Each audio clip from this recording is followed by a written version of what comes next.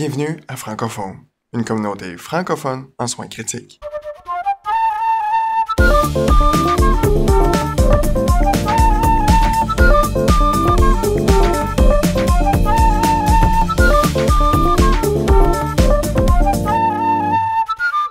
Bonjour à tous, vous êtes sur le Francophone avec Yann Ajmo. Aujourd'hui, on a un épisode extrêmement intéressant. C'est la première fois, je pense, que les 4 membres officiels du Francophone vont être sur le même podcast en même temps. Donc, pour faire une suite à l'étude de Recovery qui parlait de la dexaméthasone en COVID, on a décidé de vous parler de tout ce qui vient de sortir récemment dans le JAMA au niveau de la cortisone et du COVID. Donc, un reminder qu'on fait tout le temps. Naturellement, aujourd'hui, on est le 9 septembre, donc tout ce qu'on dit peut être sujet à changer dans les prochains jours. Toutes les statistiques et les traitements qu'on dit peuvent se modifier là, au gré des nouvelles études. Mais pour l'instant, en date du 9 septembre, voici ce que l'équipe du Francophone nous a préparé. Donc, présentement, au niveau mondial, il y a plus de 27 600 000 cas. Il y a eu 18 565 000 guérisons et il y a eu tout près de 900 000 décès, donc 898 000 décès. Au Canada, on est à 134 000 cas, 117 000 guérisons et 9 000 décès. Et plus particulièrement au Québec, on est la province la plus touchée avec 64 000 cas, 56 000 guérisons et 5 771 décès en date de hier. Donc, tous les articles qu'on va discuter avec vous vont être dans les notes de la balado comme à l'habitude. Et une statistique intéressante que je veux qu'on garde en tête pendant tout le long de notre balado, c'est le taux de mortalité qu'on a pu voir dans la littérature au niveau des pays développés chez les patients ventilés mécaniquement. Alors, la littérature nous montre qu'il y a eu entre 54 et 88 % de mortalité, donc ce qui est quand même significativement très élevé. Je ne reviendrai pas sur l'étude de Recovery. Moi et Ariane, on avait fait un excellent balado là-dessus et je pense que si vous êtes intéressé, vous pouvez aller le réécouter. Ça pourrait être une bonne base au niveau de la première écoute avant d'écouter le balado en cours. Donc, l'étude Recovery, ce qu'il nous avait montré, c'est qu'il y avait eu un risque absolu de décès de diminuer de 12 % chez les patients ventilés. Donc, globalement, un tiers de moins de décès. Et chez les patients qui nécessitaient de l'oxygène, de tout acabit, il y avait 1/5 de moins de mortalité. Et sur une étude, il y avait plus de 6 000 patients. Donc, ça a été quand même ce qu'on appelle communément un game changer. Et vous allez voir au cours des études qu'on va vous parler aujourd'hui, l'étude Recovery revient tout le temps. L'historique de la cortisone, ça fait plus de 40 ans que ça dure là, au niveau des soins intensifs. La cortisone, ça a toujours fait jaser. Ça a eu des bons, des mauvais côtés. Et ça a atteint un creux, si on veut, en 2014, où est-ce qu'on s'est rendu compte avec une étude sur la RDS et la cortisone qu'il y avait seulement 18 % des médecins qui utilisaient la cortisone en ARDS. Heureusement, depuis 2014, 3 études comme l'étude Adrenal, DEXA, ARDS ou Approaches est venue redonner un peu les lettres de noblesse à la cortisone. En mars 2020, le Surviving Sepsis Campaign, fidèle à son habitude de retard dans à peu près tout ce qu'ils peuvent faire, est venu donner une recommandation faible au niveau de l'utilisation de la cortisone en COVID. Bon, naturellement, les études n'avaient pas sorti, le fait que je leur laisse pour une fois le bénéfice du doute, là, d'avoir été un peu en retard. Mais globalement, c'est une recommandation faible. Donc, dans les dernières semaines, il y a eu beaucoup d'études qui ont sorti, dont une méta-analyse. Mais avant de parler de la méta-analyse, je voudrais dire bonjour à tout le monde. Donc, Mathieu, que vous connaissez bien. Allô, Mathieu, ça va bien? Salut Yann, salut tout le monde. Alors, Ariane est avec nous aussi, celle avec qui j'ai fait le podcast sur la dexaméthasone recovery. Bonjour, Ariane, ça va bien? Salut tout le monde, oui, ça va. Cool, parfait. Et on a Francis avec qui on a fait un des podcasts sur le talk, la discussion au café, sur les discussions un peu philosophiques. Il fait pas beaucoup de podcasts avec nous, mais quand on l'a, on est chanceux. Il apporte toujours des bons points intéressants et pertinents. Salut Francis, tu vas bien? Salut tout le monde, oui, ça va bien. Parfait. Alors, comme je le disais tout à l'heure, il y a une méta-analyse qui vient de sortir dans le JAMA et cette méta-analyse-là est venue un peu solidifier l'étude Recovery dont on a parlé dans un podcast précédent. Donc, globalement, ce que cette méta-analyse-là est venue faire, c'est qu'elle est venue poser la question, est-ce que les corticostéroïdes systémiques vont être associés avec une diminution de mortalité, toutes causes confondues, à 28 jours chez les patients qui ont nécessité des soins critiques aux soins intensifs, donc intubation, oxygénation et support de vasopresseur. Donc, globalement, il y a eu 7 études randomisées contrôlées qui ont été pris en charge et en compte pour faire cette méta-analyse-là. Donc, on a l'étude DEXA-COVID, on a l'étude CODEX, l'étude Recovery, comme j'ai dit qu'on a déjà parlé, l'étude CAPE, l'étude COVID stéroïde, l'étude REMAP-CAP et l'étude stéroïde-SARI. Alors, je vous rassure tout de suite, on ne parlera pas de toutes ces études-là, ça serait beaucoup trop long. Donc, on va faire un petit résumé de la méta-analyse, puis à mes collègues, n'ayez pas peur d'embarquer pour venir ajouter votre grain de sel. Je sais que vous avez lu plusieurs de ces études-là.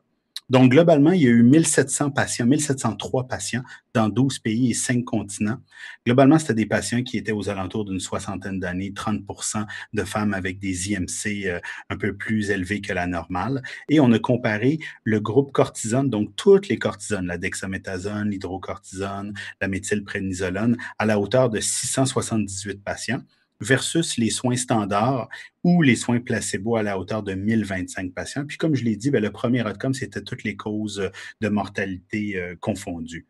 Donc, lorsqu'on regarde les chiffres, ils sont quand même assez impressionnants et ils vont un peu dans la suite de Recovery. Donc, pour le groupe cortisone, il y a eu 222 patients qui sont décédés sur les 678, alors que dans le placebo, c'était 425 pour 1025 patients au total. Ce qui nous donne un odd ratio sommaire total de 0,66, qui est quand même assez significatif. Et lorsqu'on décline un peu ces odd ratios-là, selon les types de cortisone, donc au niveau de la dexaméthasone, c'est 0,64 de odd ratio en faveur de la cortisone.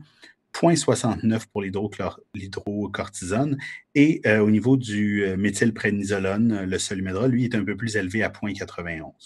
Globalement, je pense que le chiffre qui est important de retenir, c'est que le risque absolu de mortalité était de 32% pour les patients aux soins intensifs avec des ARDS qui nécessitaient des supports ventilatoires élevés versus 40% pour les groupes qui avaient le groupe standard ou placebo.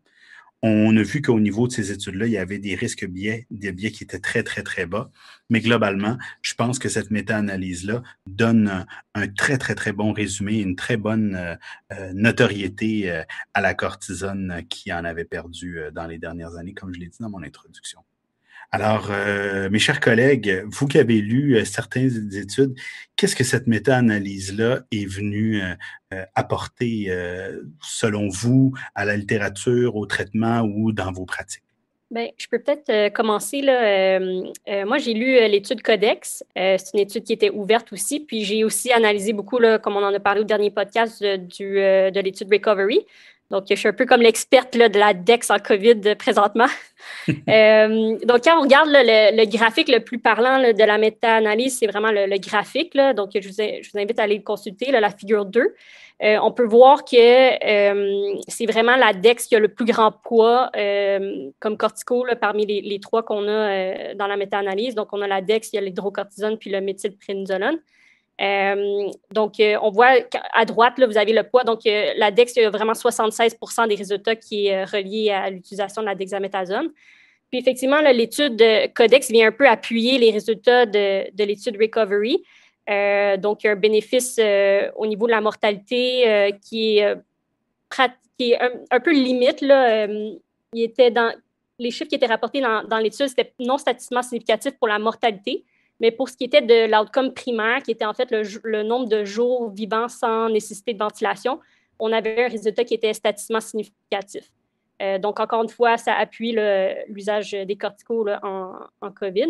Il faut savoir aussi que l'étude Codex, c'était seulement des patients, les patients qui étaient admis devaient être intubés et devaient avoir un ARDS quand même modéré à sévère, qui était défini comme un ratio PaO2 sur FiO2 qui était inférieur ou égal à 200 pendant 48 heures consécutives.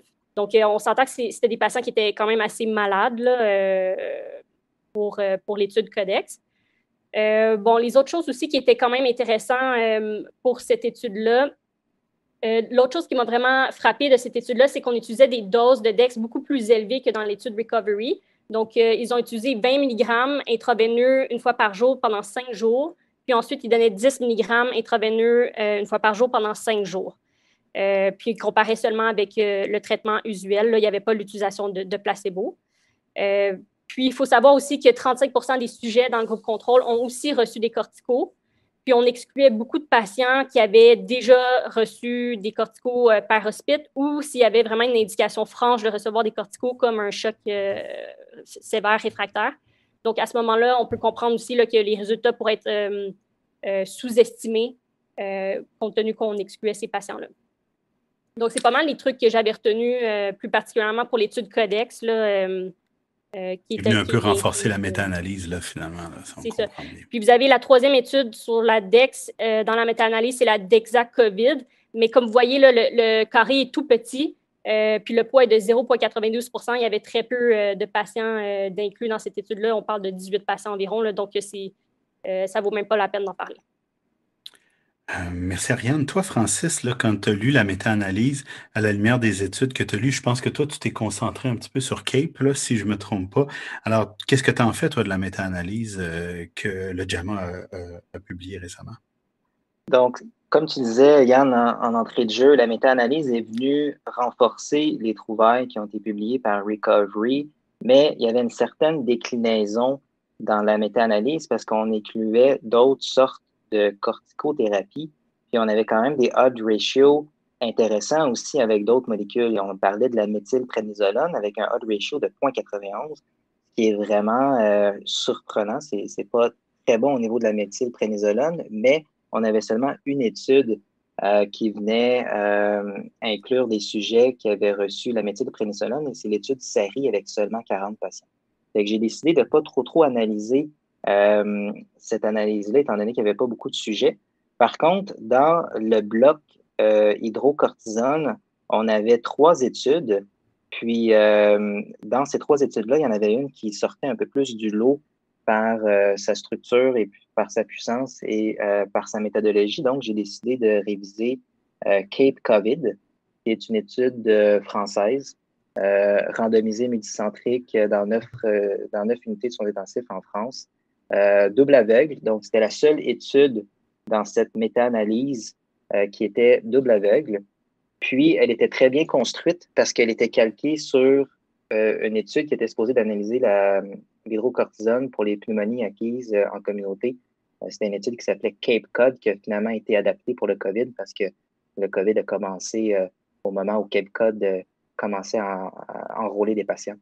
Puis, ce qui est intéressant avec cette étude-là, c'est qu'il utilisait l'hydrocortisone en perfusion à faible dose sur un protocole principalement là, sur 14 jours à dose décroissante. Certains patients qui étaient un peu moins malades avaient un protocole qui était donné sur 8 jours.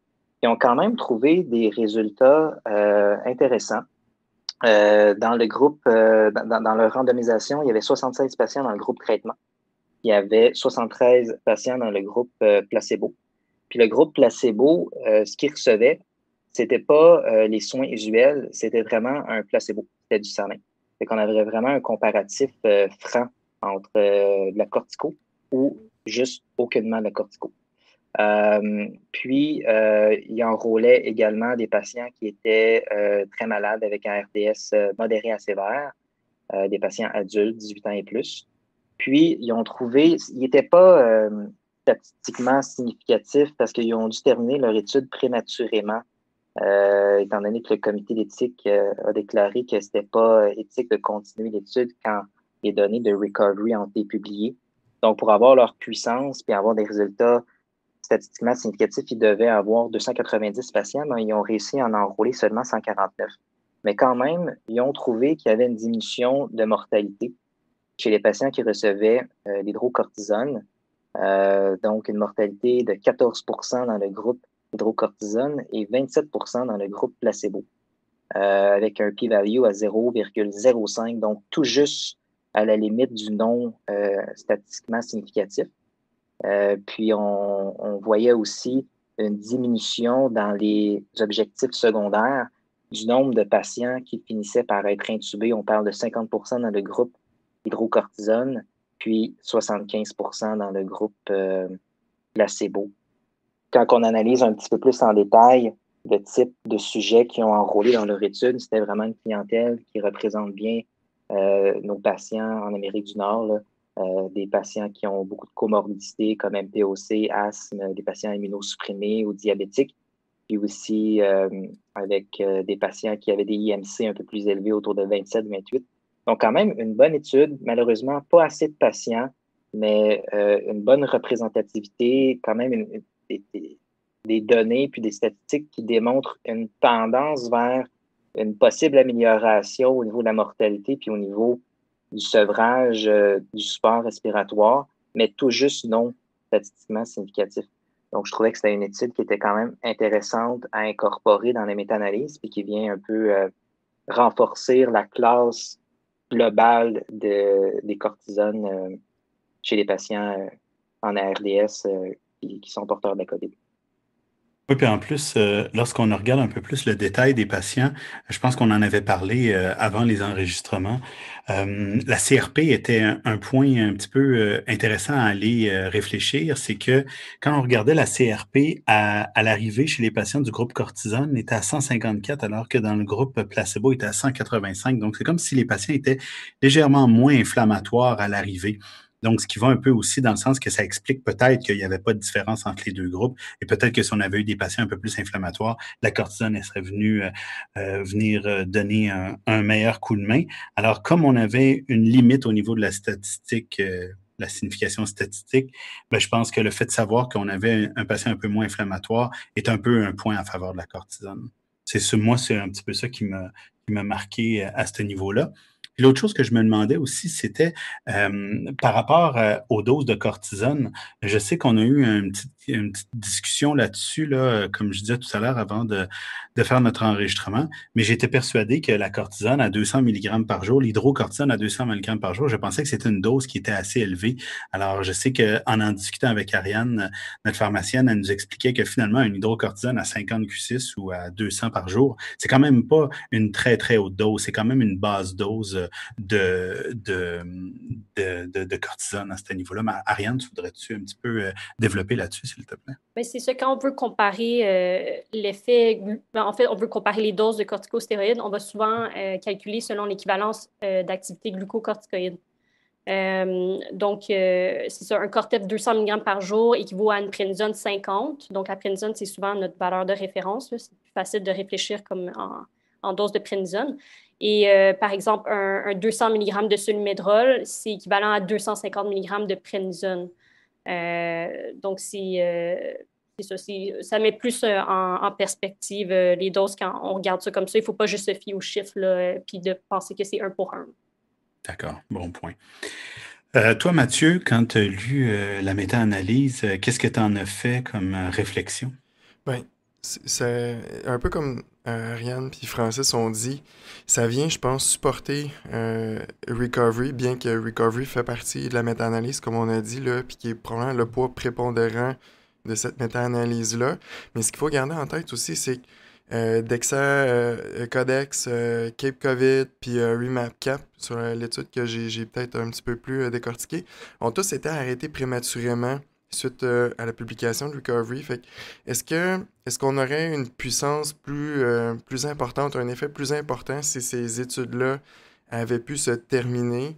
Parce que bien qu'ils ont été arrêtés prématurément, puis qu'il faut quand même faire attention là, avec des études arrêtées prématurément, il semble y avoir un signal vers un bénéfice des corticaux qui vient supporter littéralement ce que Recovery vient de donner. Fait que moi, c'est ce que j'en tirais un peu, là. C'était vraiment, on vient supporter Recovery. Et si on n'avait pas terminé ces études-là, peut-être qu'on aurait encore un bénéfice plus marqué. T'sais, si on regarde dans REMAP-CAP, qui est probablement l'étude qui a le plus de poids pour l'hydrocortisone, parce que dans le fond, c'est une étude qui, à la base, était prévue pour la pneumonie acquise en communauté, qui ont switché, qui ont changé pour intégrer le COVID, qui ont regardé un petit peu l'hydrocortisone à dose fixe pour 7 jours à 50 mg IVQ6. Ils ont regardé l'impact que ça avait sur un composite de soutien sans organes vivants. Fait que, vraiment, c'est un composite de mortalité de jours vivants sans assistance respiratoire ou cardiovasculaire, parce que dans le fond, c'était cette population-là qui était dans l'étude. C'était des gens COVID positifs qui venaient aux soins pour avoir un support ventilatoire ou hémodynamique. Fait que là, ce qui est intéressant, moi, de cette étude-là, c'est quand tu la regardes, que ce soit en dose fixe, comme je viens de dire, ou en dose choc, dont dans le fond, il permettait de donner la dose de 50 IVQ6, mais de l'ajuster en fonction de la réponse au choc du patient. Ce qu'on se rend compte, c'est que la dose fixe semble avoir un odds ratio plus favorable sur la diminution du temps de support respiratoire, du temps de support hémodynamique. Fait que moi, ce que je tirais de cette étude-là un peu, c'est qu'il y a peut-être une durée de traitement qui devrait être bonne, qui devrait être un minimum, si on veut, que si on utilise des doses de choc, puis que le patient sort rapidement de son choc, il est peut-être quand même encore assez inflammatoire de son COVID, fait qu'il n'y aura peut-être pas le bénéfice complet d'une dose fixe de 7 jours, par exemple. Là, c'est ce que RemapCap nous disait, là, parce qu'on a des odds ratio de 1.42 versus 1.2 du groupe fixe versus le groupe choc.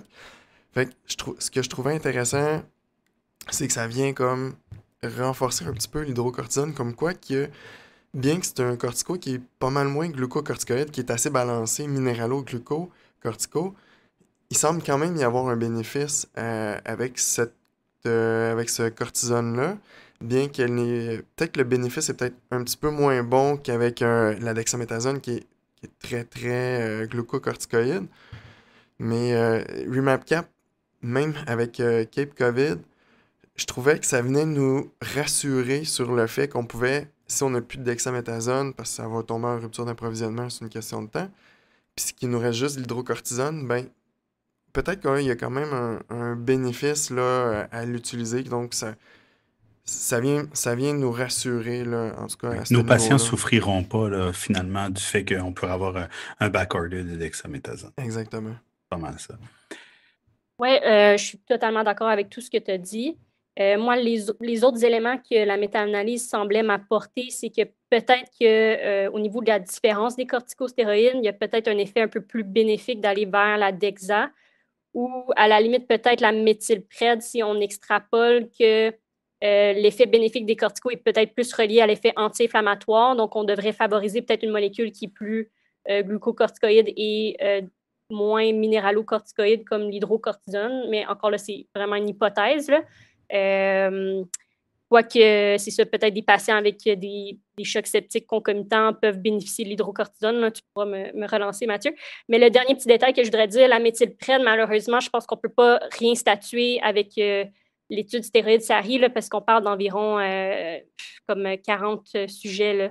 Donc, finalement, on n'a pas vraiment de données, je pense, pour l'instant avec cette molécule-là, mais bon, on peut extrapoler qu'il y a aussi un bénéfice, là, un effet de classe, là, si on veut. Oui, je suis d'accord avec toi, Ariane. Puis, effectivement, là, la méthylpred, je pense qu'elle est sous-représentée, si on veut. Puis, c'est un peu pour ça aussi, la Dexa sort vraiment très fort. Elle est pas surreprésentée, mais c'est celle qui a le plus de données. C'est celle aussi qui a le plus de pouvoir glucocorticoïde. Donc, probablement que c'est elle qui a le plus d'effet, vu qu'elle est plus glucocorticoïde. Là, tu sais, on le sait tout, là. Il y a quasiment pas plus glucocorticoïde que la Dexa. Fait que si tu as le choix puis que tu peux grader, je pense que favoriser la dexaméthasone, après ça la méthylpred si tu n'as plus de Dexa ou tu as des choix à faire parce qu'on sait tous les ruptures d'inventaire, qu'est-ce que ça amène. Puis que l'hydrocortisone, ben moi ça me rassure parce que même si tu as un ratio, on va dire quasiment 1 pour 1 gluco-minéralo, il y a quand même des bonnes données. Fait que ce que ça me dit, c'est que oui, c'est un effet de classe. Aller chercher le glucocorticoïde le plus possible. Mais si on n'en a pas, puis on se ramasse juste avec l'hydrocortisone, je pense qu'il y a quand même un bénéfice à en donner. Qui est à donner des plus grosses doses en équivalence d'activité glucocorticoïde. Il faut juste faire attention, les cas d'ARDS, ça peut, je pense, avoir une rétention hydrosodique qui peut être délétère. Mais bon, c'est un bon point, Ariane, surtout dans le contexte des insuffisants rénales. Puis on en a beaucoup d'insuffisants rénales en termes de COVID. Donc, ils vont peut-être nécessiter de la SIX ou un peu plus de thérapie de remplacement rénal. Bon point. Francis?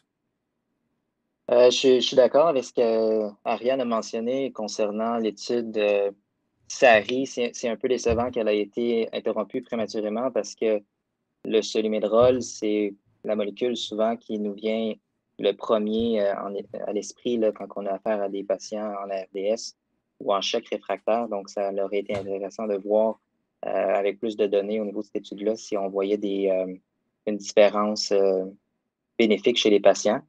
Mais comme Mathieu mentionnait tantôt, les études qui ont été incluses dans la méta-analyse viennent renforcer recovery. Puis le fait que les chercheurs ont dû interrompre leur étude, ça démontre qu'ils accordaient beaucoup de valeur aux données de recovery pour se dire que c'était pas éthique de continuer leur propre étude. Ça fait en sorte que recovery est très surreprésenté. Ça leur été intéressant qu'ils puissent continuer pour voir est-ce que la DEXA, c'est vraiment la meilleure molécule? Est-ce que c'est la dose de 6 mg qu'il faut retenir? Est-ce qu'on devrait en donner plus, en donner moins? Les concepts de perfusion versus dose intermittente, qu'on ne saura pas encore qu'est-ce qui est vraiment le mieux. Tout ça aurait été intéressant si on avait pu avoir plus de données avec les autres études. Mais bon, recovery était tellement grosse et puissante qu'on a dû interrompre les autres études.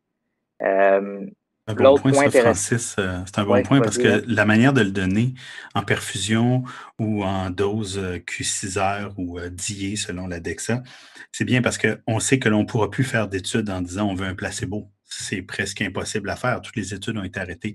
Mais ça va être une bonne manière de faire des prochaines études en disant les modes d'administration, le type de dose, parce que la méta-analyse, ce que ça nous montrait, c'est que c'était imprécis à savoir est-ce qu'il faut donner des petites doses en lien avec la mortalité, des hautes doses en lien avec la mortalité. C'était plutôt imprécis, puis on ne le savait pas. Donc, je pense que ça, dans des études subséquentes, ça va être un bon point. Est-ce que je t'ai interrompu? Tu peux continuer. Oui, tu as bien résumé mon idée. Et l'autre chose que j'ai, quand on décortique un peu plus la méta-analyse, les odds ratios sont pratiquement améliorés dans toutes les catégories, dans tous les sous-groupes, sauf dans un. C'est chez les patients qui recevaient des médicaments vasopresseurs. Absolument, on a un odd ratio à 1 point. Ouais, ça m'a vraiment marqué parce que, encore une fois, je trouve ça contre-intuitif. Est-ce que c'est parce que ces patients-là, ils étaient tout simplement plus malades, puis finalement, ils étaient à la fin de leur cascade et de leur dysfonction multiorganique, puis ils n'étaient pas on ne pouvait pas les ramener, on pouvait pas les ramener dans une bonne physiologie, si on veut. Ou bien ils recevaient des médicaments trop glucocorticoïdes pour l'instabilité hémodynamique, la DEX ou le Medrol. Parce que ce qu'il disait dans l'analyse de sous-groupe, c'est l'association entre les corticos et la faible mortalité était plus forte chez les patientes qui ne recevaient pas de vasopresseurs. Il y en avait quand même une, là, mais elle était plus forte chez ceux qui ne recevaient pas ça. Alors, ça serait bien de voir, est-ce que ceux qui ont reçu l'hydrocortisone avec l'effet minéralocorticoïde, est-ce que ça vient un peu contrebalancer ça? Mais il n'en parlait pas. Je ne sais pas si quelqu'un l'a vu, mais moi, je ne l'ai pas vu, mais ça m'a vraiment marqué parce que ce que j'ai comme expérience à travers les patients qu'on a eus, puis Francis, on travaille ensemble, j'ai pas vu beaucoup d'instabilité hémodynamique en COVID. Pas tant que ça. Il n'y en avait pas tant que ça. Je m'aurais attendu à bien plus d'instabilité puis de choc, puis on n'en avait pas tant que ça. L'autre question qui va venir, je pense, c'est le timing. C'est quand est-ce qu'on doit les débuter, les corticos? C'est peut-être ça aussi. Est-ce qu'on a attendu, dans le groupe vasopression, on a-tu trop attendu pour les débuter? On sait qu'il y a quelque chose avec le timing. On l'a vu dans l'étude de Recovery. Les résultats sont à l'opposé. Donc, qu'on les débute trop tôt, ou il y a comme probablement une fenêtre où il faut les donner. Puis ça aussi, ça va être à éclaircir. Oui, puis je ne sais pas si ça va avec le timing, Ariane, mais ce qu'on sait, c'est que les études qui ont été données pour l'influenza avaient une augmentation de mortalité lorsqu'on donnait de la cortisone. Est-ce qu'on commençait beaucoup trop tôt au moment de la réplication virale? Et c'est pour ça qu'il y a eu plus de décès. Est-ce qu'il y a moins de réactions inflammatoires avec l'influenza? Parce que j'ai pas le souvenir d'avoir vu autant d'influenza causer autant d'ARDS dans les dernières années. Mais bon, ce timing-là est hautement important. On a seulement la CRP pour l'instant. Certains hôpitaux, certains pays ont les interleukines 6 pour évaluer le cytokine storm. On n'a pas cette chance-là, nous, au Québec et au Canada. Donc, je pense autant dans le timing que dans le type de maladie, parce qu'on n'a pas vu aussi, si je me rappelle bien, là, il disait pour le SRAS en 2002, puis le MERS qui a touché les pays arabes au début des années 2010, Je pense que la cortisone n'avait pas été très, très, très bénéfique non plus à ce moment-là. Mais est-ce que ça a été donné trop vite ou non? C'est sûr que si on donne la cortisone en pleine réplication virale, je suis pas certain que c'est une bonne chose. Et c'est pour ça que on voit qu'après 7 jours, on a une bonne efficacité. C'est un point qu'on avait touché, Ariane, lors de notre podcast sur le Recovery Trial. Puis pratico-pratique, depuis l'apparition du Recovery, avez-vous changé vos pratiques, vous, de votre côté? Est-ce que vous voyez comment vous avez appliqué les résultats de cette étude-là? Francis? Tu pourras plus en parler que moi parce que tu en as vu plus, mais quand Recovery a sorti en juin, on était sur la fin de notre grosse vague, donc on n'a pas eu beaucoup d'entrées de nouveaux COVID pour vraiment partir l'Adexa au bon moment dans la cascade inflammatoire. Mais avec la puissance de l'étude, on a commencé à en donner sur notre deuxième vague, les patients qui arrivent. Mais on n'a pas encore assez de recul, Yann, à moins que toi, tu en as vu plus, là, mais je pense qu'on n'a pas encore assez de recul parce qu'il commence à arriver nos patients, donc on ne sait pas vraiment si ça va faire encore une grosse différence. Oui, exactement. Je sais que depuis que Recovery est sorti, si je me rappelle bien, on a eu 4 patients seulement aux soins intensifs sur la 60aine qu'on a eu lors de la première vague. Là-dessus, il y a moi, j'ai eu 2 de ces 4 patients-là que j'ai débuté la cortisone, puis je me suis fié totalement à Recovery. Donc, je me suis assuré qu'on était au moins à 7 jours de début de l'apparition des symptômes pour être sûr que la période de réplication virale était un peu derrière nous et que les patients avaient besoin d'oxygène. Alors, sur les 4 qui ont eu de la cortisone, aucun a été intubé, aucun n'a même eu besoin de BiPAP. L'aide respiratoire qu'on a eu le plus, c'était les canules de high flow, là, les OptiFlow, comme on appelle. Mais 4, ça veut rien dire. Peut-être qu'on a tombé sur 4 qui avaient une faible maladie. Peut-être même que le COVID est un petit peu plus faible chez ces patients-là, qui avaient moins de réplication virale. Je ne sais pas, donc je pense que je ne peux pas me prononcer à ce niveau-là, mais pour répondre à ta question, Ariane, oui, absolument. J'ai débuté la cortisone 6 mg IV d'IE pour 7 à 10 jours d'emblée chez les patients qui avaient un COVID suspecté. Francis? Une chose qui va être intéressante aussi à voir avec la cortisone, c'est s'ils font un suivi de post-congé des soins intensifs pour voir s'il y a plus d'incidence de fibrose, de cicatrices post-COVID chez les patients qui ont reçu la corticothérapie. Parce que j'ai l'impression qu'on va peut-être voir des patients avec des insuffisances respiratoires chroniques ou des maladies pulmonaires chroniques post-COVID.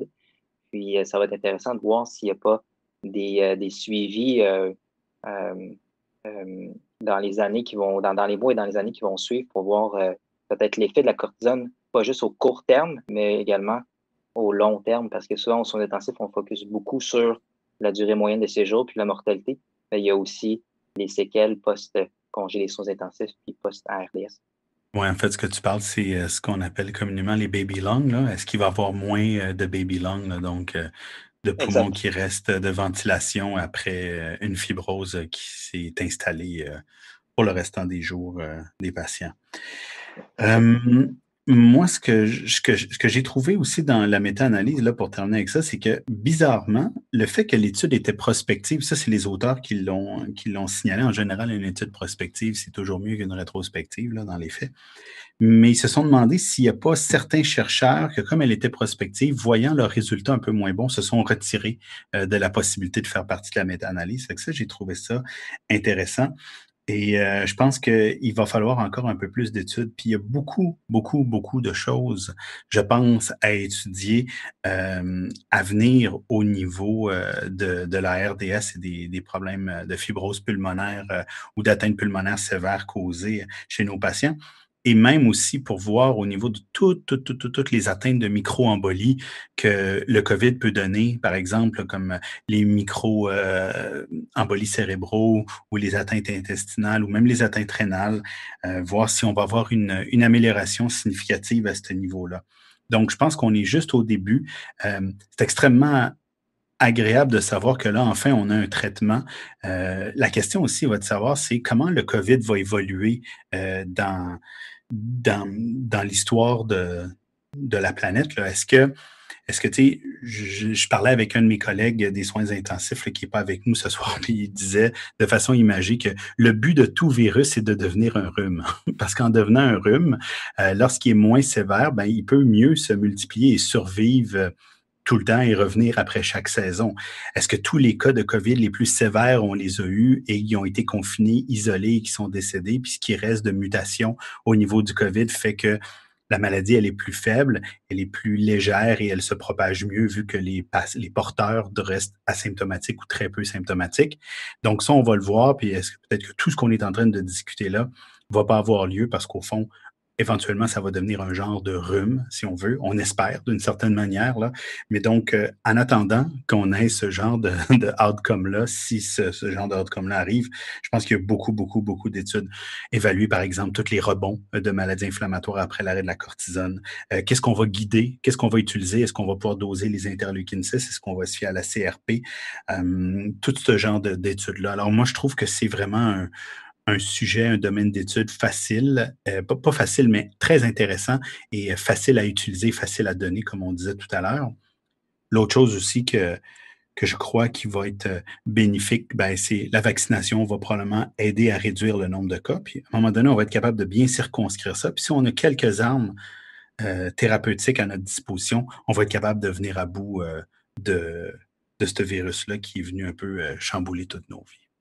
Alors, moi, c'est ce que j'avais à dire sur le COVID et sur toutes ces dernières méta-analyses-là. J'espère que vous avez apprécié. Alors, n'hésitez pas à nous suivre sur Twitter. On est sur toutes les plateformes, comme vous savez, Apple Podcasts, Google Podcasts, Spotify, YouTube. Alors, je vous souhaite une bonne fin de journée. À la prochaine. Au revoir. Au revoir. Bye. Salut!